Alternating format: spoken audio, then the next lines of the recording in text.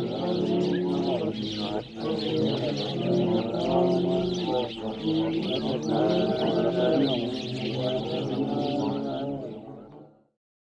الله الرحمن الرحیم. الحمد لله والصلاة والسلام علی سیدنا رسول الله و علی آله و اصحابه و من والاه. اما بعد، بینندگان عزیز و ارجمند، السلام علیکم و رحمت الله و برکاته. با برنامه آموزش نور از راه دور در خدمت شما ایزن هستم. تلاوت امروز به حول قوه الهی آیه 39 از سوره کهف خواهد بود. با هم گوش جان می‌سپاریم به تلاوت این آیه و بعد از اون می‌پردازیم به احکام تجویدی این آیه. اعوذ بالله من الشیطان الرجیم. ولولا إذ دخلت جنتك قلت ما شاء الله لا قوة إلا بالله إن ترني أنا أقل منك مالا وولدا. بله، آیه 39 از سوره کهف. ولولا اذ، مد جایز منفصل به مقدار 4 تا 5 حرکت جوازاً مد میخواد. اذ دخلت جنتک، نون مشدد 2 حرکت غنه میدیم. قلت ما شاء الله، مد واجب متصل به مقدار 4 تا 5 حرکت وجوباً مد میخواد. لفظ جلاله اینجا تفخیم هست چون قبلش فتحه اومده. میگیم ما شاء الله، نمیگیم ما شاء الله. نه، اگر دهان رو اینطوری باز بکنیم ترقیق میشه و اشتباه تلفظ میشه لفظ جلاله. پس باید دهان جمع بشه مثل قنچه ما شاء الله الله و زبان به طرف سقف دهان بالا میره. لا قوة الا بالله، اینجا دقت کنید، بالله قبل از لفظ جلاله کسره اومده. لفظ جلاله ترقیق میشه، نازک تلفظ میشه. میگیم بالله بالله، نمیگیم بالله بالله. اگر زبان رو به طرف سقف دهان بالا ببریم و دهان جمع بکنیم این اشتباه تلفظ میشه. میگیم بالله. ان ترنی، ان ترنی، نون ساکن تای 2 نقطه بعدش اومده، اخفای حقیقی. را اینجا فتحه داره، حکمش تفخیم هست. اقل منک، منک، نون ساکن کاف بعدش اومده، اخفای حقیقی. مالا و ولدا، تنوین بعدش واو ادغام با غنه. ولدا مد عوض، عوضی از تنوین. این از احکام آیه 39. اما آیه 40 بعد از اعوذ بالله من الشیطان الرجیم. فعسى ربي أن يؤتيني خيرا من جنتك ويرسل عليها حسبانا من السماء فتصبح صعيدا زلقا. بله، آیه 40 از سوره کهف. فعسى ربی، را مفخم هست چون فتحه داره. ربی مد جایز منفصل به مقدار 4 تا 5 حرکت جوازاً مد میخواد. ان یؤتینی، نون ساکن بعدش یا ادغام با غنه. خیرا من جنتک، خا از حروف استعلاء غلیظ تلفظ میشه. را تنوین نصب روشه، مفخم هست و تنوین بعدش میم ادغام با غنه. من جنتک، نون ساکن بعد جیم اخفای حقیقی، نون مشدد 2 حرکت غنه میدیم. و یرسل، را ساکن قبل ضمه اومده، حکمش استعلاء است. حسبانا من السماء، تنوین بعدش میم ادغام با غنه. السماء مد واجب متصل به مقدار 4 تا 5 حرکت وجوباً مد میخواد. فتصبح صعیدا زلقا. صاد هر دو صاد یعنی فتصبح و صعیدا، هر دو از حروف استعلاء هستن، غلیظ تلفظ میشن. تنوین صعیدا زلقا، تنوین بعد زای اخفای حقیقی. زلقا، قاف از حروف استعلاء غلیظ تلفظ میشه، الف هم تابع قاف غلیظ تلفظ میشه.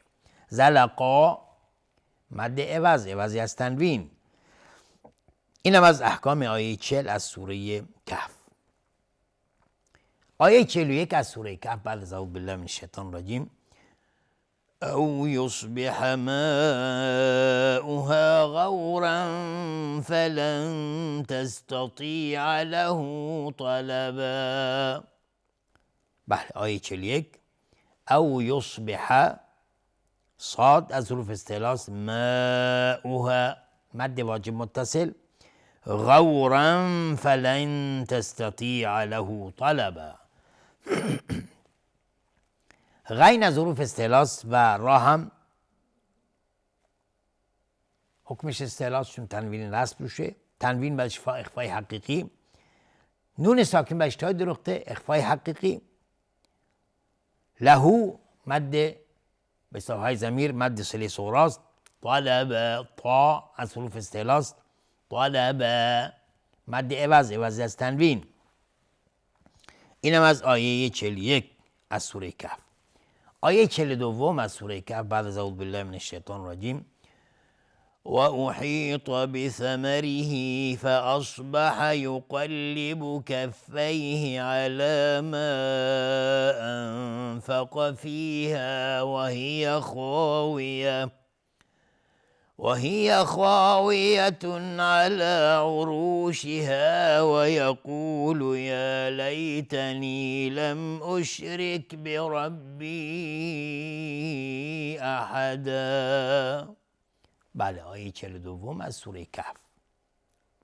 و احیط تا از حروف استعلاست، بثمره را ترقیق است چون کسره داره، های ضمیر مد صله صغراست، فاصبح صاد از حروف استعلاست، یقلب قاف هم از حروف استعلاست، کفیه مد طبیعی است، على ما انفق مد جایز منفصل به مقدار 4 تا 5 حرکت جوازاً مد میخواد، انفق نون ساکن بهش اخفای حقیقی، خاویه خا از حروف استعلاست، الف هم تابع خا استعلا میشه، حکمش غلیظ تلفظ میشه، تنوین بعدش عین اظهار حلقی، خاویتون علی تنوین بعدش عین اظهار حلقی، على عروشها را حکمش استعلاست، و یقول یا لیتنی مد طبیعی، لم اشرک میم ساکن بهش همزه اظهار شفوی، اشرک را ترقیق است چون کسره داره، بربی احد را حکمش استعلاست چون فتحه داره، بربی مد جایز منفصل به مقدار 4 تا 5 حرکت جوازاً مد میخواد، احد مد عوضی از تنوین. اینم از آیه 42 از سوره کهف. آیه 43 از سوره کهف بعد از اعوذ بالله من الشیطان الرجیم ولم تكن له فئة ينصرونه من دون الله وما كان منتصرا. بله آیه 43 ولم تکن له میم ساکن بهش تای 2 نقطه اظهار شفوی، نون ساکن بهش لام ادغام بدون غنه، های ضمیر مد صله صغراست، تنوین بعدش یا ادغام با غنه، فئة ینصرونه، نون ساکن بهش صاد اخفای حقیقی، صاد از حروف استعلاست و را هم حکمش استعلاست چون ضمه داره، های ضمیر ینصرونه مد صله صغراست، من دون الله نون ساکن بهش دال اخفای حقیقی و لفظ جلاله ترقیق است اینجا، من دون الله و ما کان منتصرا نون ساکن بهش تای 2 نقطه اخفای حقیقی، صاد از حروف استعلاست غلیظ تلفظ میشه و را هم حکمش استعلاست چون تنوین رسم روشه، و منتصرا مد عوضی از تنوین. اینم از آیه 43 از سوره کهف. آیه 44 از سوره کهف بعد از اعوذ بالله من الشیطان الرجیم هنالک الولایة لله الحق هو خیر ثوابا و خیر عقبا.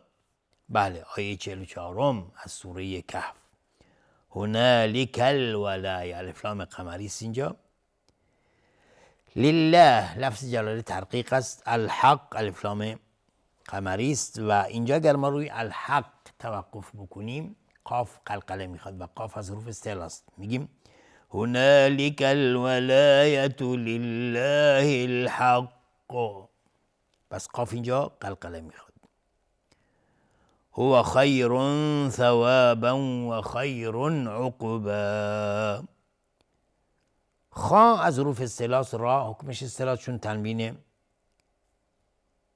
رفع روشه و تنوین بهش ثا سه نقطه اخفای حقیقی، تنوین بهش واو ثوابا و ادغام با غنه و خیر عقبا، تنوین بهش عین اظهار حلقی، عقبا قاف قلقله میخواد و از حروف استعلا است و عقبا مد عوض، عوضی از تنوین. اینم از احکام آیه 44 از سوره کهف.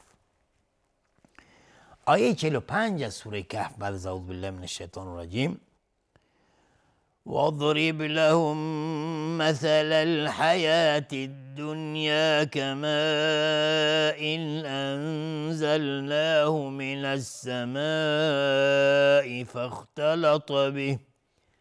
فاختلط به نبات الأرض فأصبح هشيما تذروه الرياح وكان الله على كل شيء مقتدرا. بله آیه 45 از سوره کهف. واضرب ضاد از حروف استعلا غلیظ تلفظ میشه، را ترقیق است، با قلقله میخواد. لهم مثل الحیات الدنیا، میم ساکن بهش میم ادغام شفوی، الحیات الف لام قمری، الدنیا الف لام شمسی. الدنیا اظهار مطلق است. کما این مد واجب متصل به مقدار 4 تا 5 حرکت وجوباً مد میخواد. انزلناه کما این انزلناه، تنوین به همزه اظهار حلقی، نون ساکن به زای اخفای حقیقی. من السماء مد واجب متصل و السماء الف لام شمسی است. فاختلط خا و تا هر دو از حروف استعلا هستند. بهی های ضمیر مد صله صغراست. الارض الف لام قمری و را ساکن قبلش فتحه اومده حکمش استعلا است و دادم از حروف استعلا است. فاصبح صادم از حروف استعلا است. هشیما تذروه الریاح، تنوین به اشتهای دو نقطه اخفای حقیقی. الریاح تذرو را حکمش استعلا است. الریاح الف لام شمسی و را ترقیق است، میگیم الریاح تذروه الریاح. اگر اینجا توقف کردیم الریاح میشه مد عارض به سکون، میتونیم به مقدار 2 یا 4 یا 6 حرکت مد بدیم. اگر بخوایم عبور بکنیم مد طبیعی میشه، میگیم فاصبح هشیما تذروه الریاح وكان الله لفظ جلاله مفخم است چون قبلش فتحه اومده. على کل مد طبیعی شیء مقتدرا، تنوین بعدش میم ادغام با غنه. مقتدرا قاف اینجا قلقله میخواد و از حروف استعلا است و را هم حکمش استعلا است چون تنوین نصب میشه و مقتدرا مد عوضی از تنوین. اینم از احکام آیه 45 از سوره کهف. اما آیه 46 از سوره کهف بعد از اعوذ بالله من الشیطان الرجیم المال والبنون زینة الحياة الدنيا والباقيات الصالحات خير عند ربك ثوابا وخير املا. بله آیه 46 از سوره کهف. المال والبنون هر دو الف لام قمری هستند. زینة الحیات الدنیا باز الحیات الف لام قمری است. الدنیا الف لام شمسی است و دنیا گفتیم اظهار مطلق است. والباقیات الف لام قمری والباقيات الصالحات. اینجا قاف از حروف استعلا است. الصالحات الف لام شمسی و صاد از حروف استعلا است و صا و الف هم تابع صاد غلیظ تلفظ میشه. خیر عند ربک را مفخم است اینجا و تنوین رفع بعدش عین اومده اظهار حلقی. خیر عند ربک نون ساکن دال اخفای حقیقی. را حکمش استعلا شد فتحه داره. ثوابا و تنوین بعدش واو ادغام با غنه و خیر املا. خا از حروف استعلا و را هم حکمش استعلا و تنوین بعدش همزه اظهار حلقی. املا مد عوضی از تنوین. اینم از آیه 46 از سوره کهف. آیه 47 از سوره کهف بعد از اعوذ بالله من الشیطان الرجیم. ويوم نسير الجبال وترى الأرض بارزة وحشرناهم فلم نغادر منهم أحدا. بله آیه 47 از سوره کهف. و یوم نسیر را حکمش استعلاست. الجبال الف لام قمری و ترى الارض را اینجا حکمش تفخیم هست و ترى الارض الف لام قمری و را هم ساکن قبلش فتحه بود حکمش استعلاست و دال هم از حروف الاستعلاست. باری را ترقیق هست اینجا. باریزة و تنوین بعدش واو ادغام با غنه و حشرناهم را اینجا ساکن قبلش فتحه اومده حکمش استعلاست. و حشرناهم فلم نغادر میم ساکن بهش فا اخفای معذرت میخوام اظهار شفوی. میم بعدش فا اظهار شفوی و باز میم بعدش نون اظهار شفوی. فلم نغادر را ترقیق هست اینجا چون ساکن قبلش کسره اومده. منهم احد نون ساکن بهش های دو چشم اظهار حلقی. میم ساکن بهش همزه اظهار شفوی. احد مد عوضی از تنوین. اینم از احکام آیه 47 از سوره کهف.